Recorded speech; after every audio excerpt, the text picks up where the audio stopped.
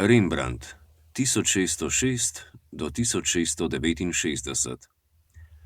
Trije križi 1653. Grafika z naslovom Trije križi spada med vrhunce umetnikovega ustvarjanja. Podoba kar kipi od drame. Kristus je umrl na križu.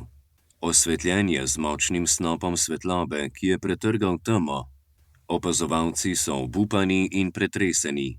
Kristusova mati Marija je omedlela. Druga ženska se je v obupu vrgla na tla. Pred križem kleči rimski vojak, ki je spoznal, da je dopustil smrt nedolžnega človeka. Rembrandt je večino grafik izdelal v tehniki jedkanice. To grafiko pa je naredil izključno s suho iglo.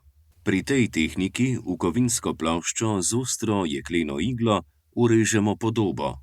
Ploščo premažemo z barvo, ki zapolni urezane linije. Potem pobarvano ploščo in navlažen list papirja položimo v tiskarsko prešo in otisnemo motiv.